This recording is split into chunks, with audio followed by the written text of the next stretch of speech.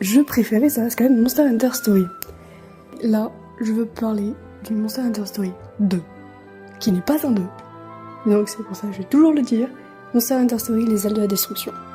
Donc déjà, pour toutes les personnes qui ont joué au 1, prenez vos souvenirs, prenez une pelle, ouvrez votre porte, rendez-vous dans votre jardin, creusez un trou et médisez vos souvenirs. Ouais, parce qu'il n'y a aucun rayon. Au niveau de la timeline, déjà, problème du fait qu'on voit Ren, Lilia, Naviero, Beto, par exemple, qu'on voit aussi dans le premier, et qui n'ont pas changé. Ren a juste un peu grandi, donc le rider légendaire, il est passé où? À la même île, on peut se dire qu'il est dans l'autre île et qu'il cherche, et qu'il fait autre chose, bref, pas de problème. Le fait que Gilgad a complètement changé d'endroit, dans la ville des chasseurs, disparu, elle a pris ses pièces et est rentrée dans le désert. Reveto, qui était très attaché à son village, a disparu. Son village, on s'en fout de ton village.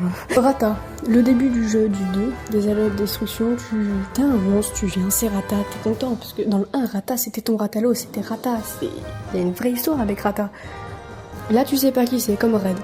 Après, dans le 2, ce qui est bien, c'est qu'il y a la mécanique des armes. Et ça a voulu ramener les fans du 1, et ça a mal tourné. Je dirais pas au niveau graphisme, parce que niveau graphisme, déjà sur la 3DS, on était pas mal sur le Monster Hunter. Histoire du 1, mais aucun moment on te donne une explication de pourquoi Naviero a quitté le Rider légendaire. Où est passé le Rider légendaire? Qu'est-ce qui s'est devenu avec Rata? Parce que Rata c'était quand même le dragon blanc.